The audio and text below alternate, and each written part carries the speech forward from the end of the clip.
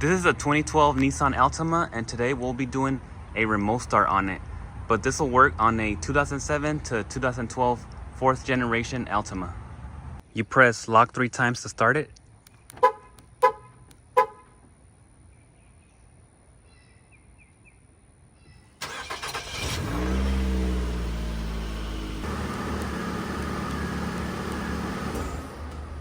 That's off right there. We're gonna be installing Compustar's DC3 remote start, and this one is upgradable, so you can actually do it as an alarm. But for now, we're just gonna be doing the remote start.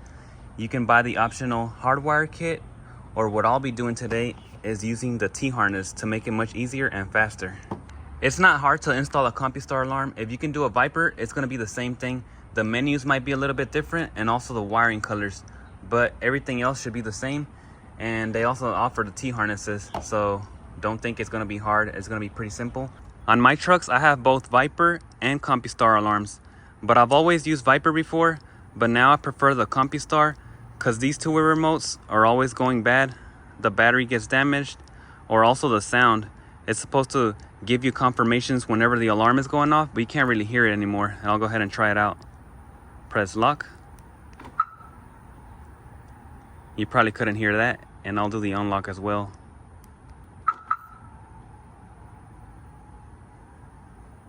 Yeah, it's real silent. I'll try out now the Compustar. You can definitely hear this one. That's lock. And the unlock. So definitely a big difference on the remotes. If you're thinking about it, I would go with the Compustar. Today, I'll just be doing the remote start using the original remote by pressing lock 3 times. And later down the line, I can go ahead and make it a security system by upgrading the remotes, adding the shock sensor and siren. But if you guys want to go ahead and check it out, I'll have all these items linked down below in the description. To flash your remote starter and change any settings, you'll have to go to weblinkupdater.com, create an account, and you can use the flashing tool just like this to connect the remote starter on the laptop. That way you can download the guide and change any settings that you like. You can either do this for free, or you can go to your local shop and try to pay for the service. It's really up to you. But I like to do it myself so that later if I want to change any settings, it'll be easier and I can just do it at home.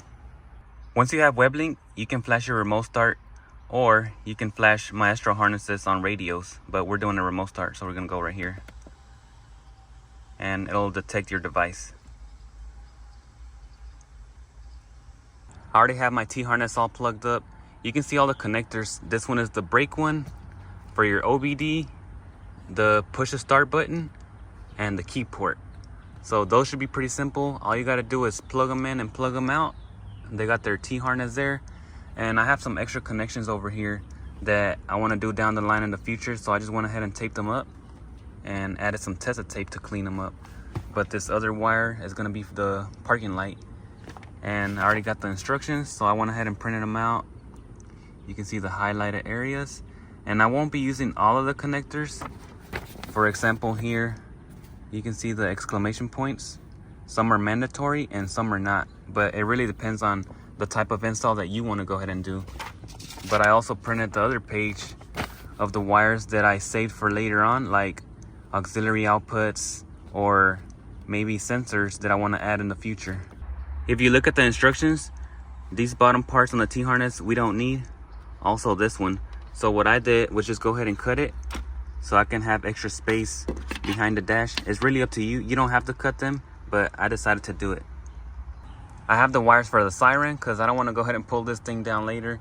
And these are the ones that are going to go to the BCM, but I'm only going to be using probably one of the wires. I just ran them together just in case. And our parking light wire. I like to cover up this side for the high current since we're not using it, and I don't want to go ahead and leave the pins exposed. That's how it looks. So I'm only using the low current side. I forgot to show where I cut the loop on the remote start. This wire, if you don't cut it, it won't remote start the car. So don't forget to do that. That's where I added the Tesa tape, all in this section. I didn't highlight the hood input wire, but this is the connector, gray with the silver dot. And it does come with the aftermarket hood pin as well. Some cars might already have it, so just check and make sure you have one of them connected. Today, I won't hook it up, but next time when I do my security upgrade, I'll do the harness over here with the gray and silver dot. It's the same wire, but it also has the other inputs. And you do want to make sure to have one of them connected so that you don't accidentally start your car. The door keeps closing, so I just added some vice grips, but we'll have to take off these panels, and we're gonna get behind the key port for the T-harness. Down below is gonna be for the OBD. We need to get in here, and up on behind the cluster for the BCM and the push to start button. And of course we can't forget down below by the brake. We're gonna take this one off to get some extra room. I haven't done one of these in a while, but these should all just kind of pull out, and you'll see if there's screws on the sides anyways. All right, there it is. We're also gonna pull on this one.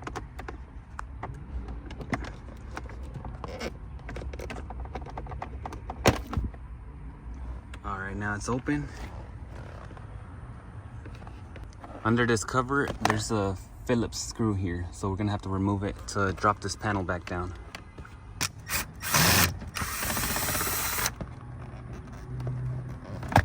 There's the Phillips, and now the cover is off. We have our key port connector here, so we're gonna unplug it. You just wanna pull, there's a tab behind it. And there's a little tab. It's easier with two hands, but you can see there's that connector. We're gonna be using that one. And also this OBD plug. There's some little tabs on the sides. You wanna pull it out. That way we can use the T-harness. We're gonna hook up VS7 and VS8 on the key port. And they only go one way, so you can't mess it up. All right, there. And then back to the actual key port. That's one connector done. Unclip the OBD.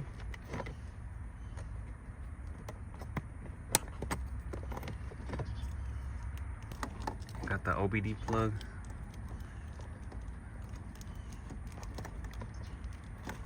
We'll connect VS2 on the car side, and now the T-harness VS1 will go back into the factory spot.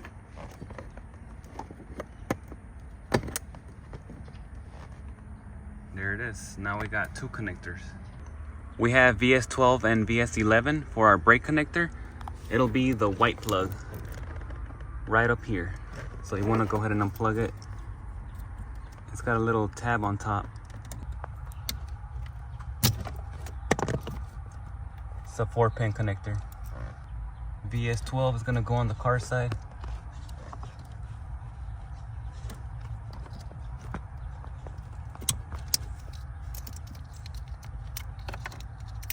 And we wanna join these two together.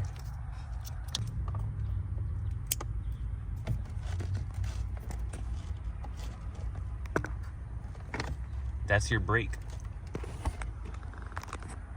All right, now we have brake, OBD, and key port. We need the push to start button right over here. You can push it from the back and the switch will come out, and there's the harness. So you want to push this clip and release it. I might have to use a pick again or a flathead. I got it disconnected. It's this brown connector, so we can go ahead and do VS9 into the push to start button.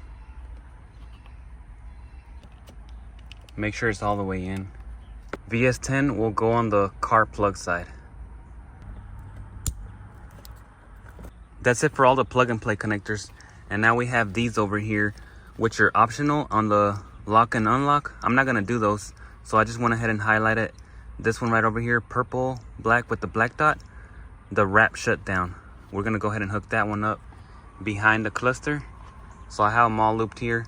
I added the ones for the locks just in case I do need them, but most likely I'm only gonna end up using this one wire. And you can see right over here, this is the plug we're gonna be using, pin 58. This panel just slides out, but I had to remove the push to start button again. And there's also another connector back over here that you wanna go ahead and undo. Now it should be free. We'll have to remove the two Phillips screws on top.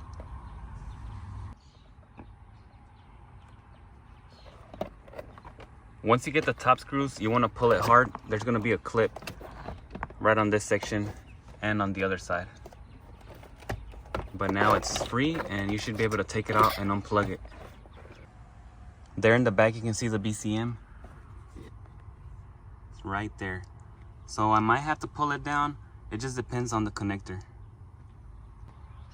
You have to remove the 2 screws holding the BCM on the sides, and we're going to be tapping in on the bottom green connector. So you want to go ahead and unplug it and tap into pin 58.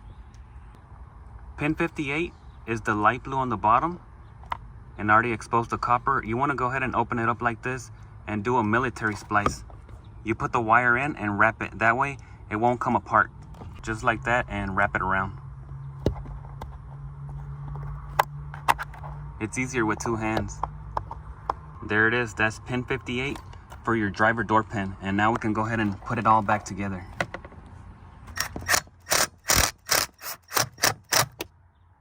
There's the 2 Phillips on the left and on the right side.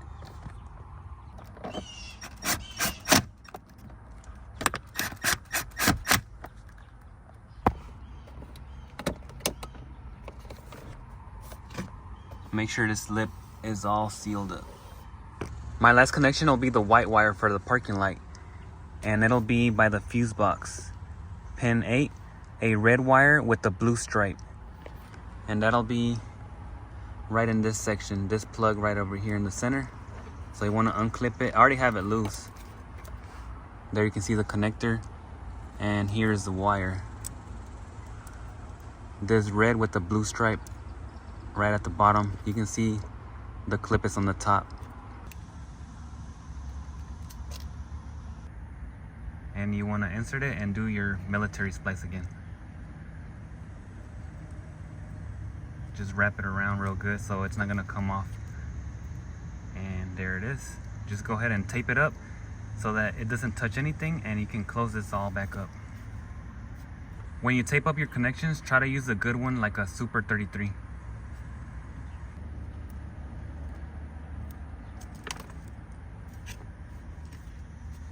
To clean it all up, I also like to use some exterior Tesa tape.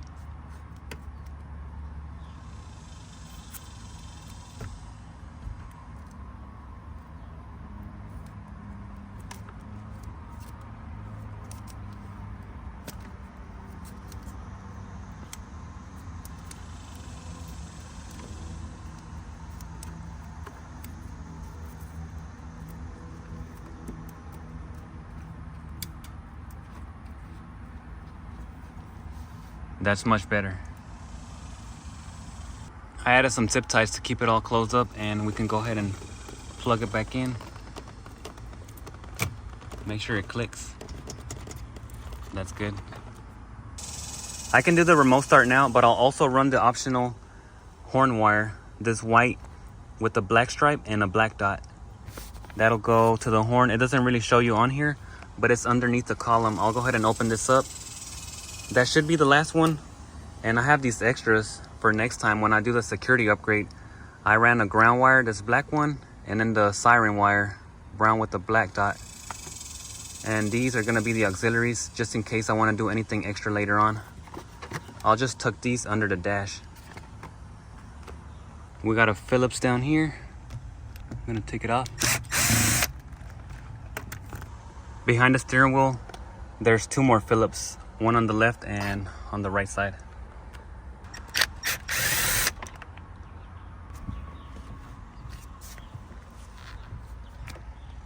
There's the other one.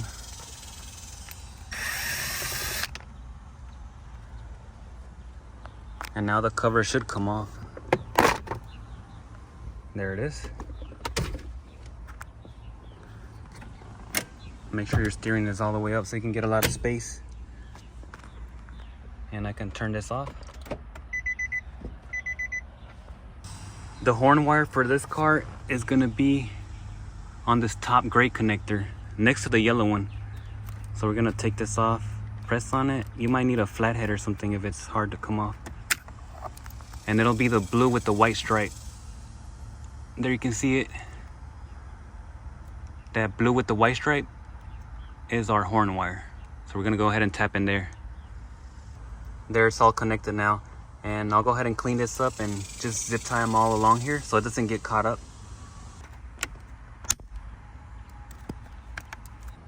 We can go ahead and plug in the brain now and follow the instructions to go ahead and program it to the car.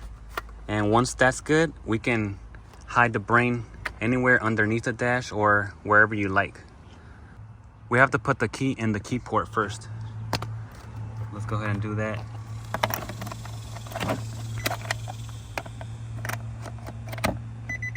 All right, that's in the key port. And it says, do not press brake pedal, push start button twice.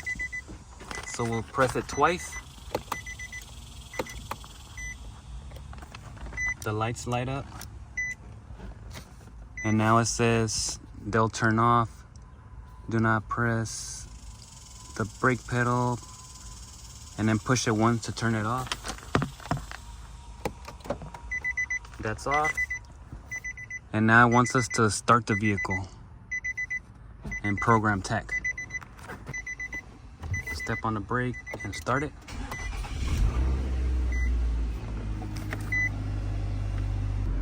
While holding the brake, we want to go ahead and press on the button right here to program the tech. And I am pressing on the brake with my foot as well. Can't really see it. And we're gonna go ahead and press on the button here.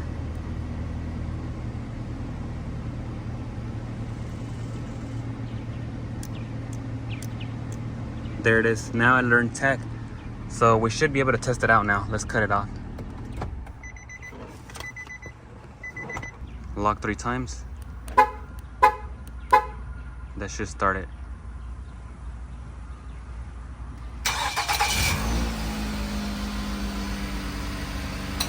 All right, it looks good.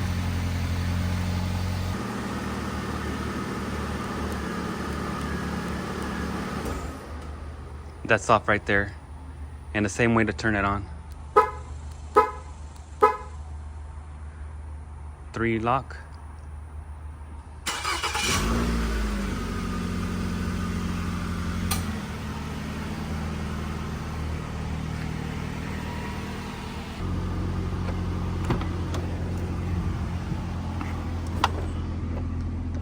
It shouldn't turn off if you press on the brake.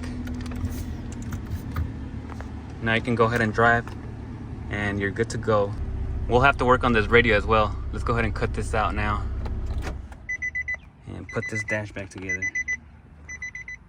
Everything's back together and working just like factory. You press lock 3 times to start it.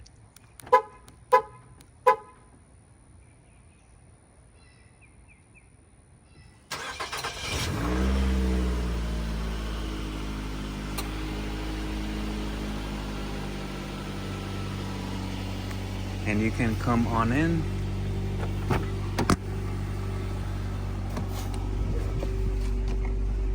Press on the brake and you're ready to go. So it shouldn't cut off. I'll have to install a hood pin later on because it is remote starting with the hood open. So just make sure that you have a factory hood pin or install a aftermarket one. Let's try it out right here.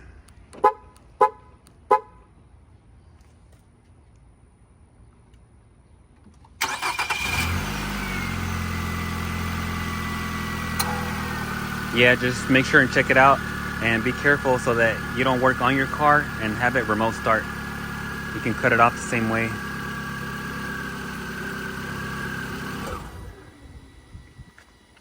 If I missed anything, let me know down below in the comments. I love reading them. And don't forget to check out the next video where I'll upgrade this radio, or maybe you want to check out the upgrade on the remote starter where I'll add the shock sensor, siren, and it'll have all the security features.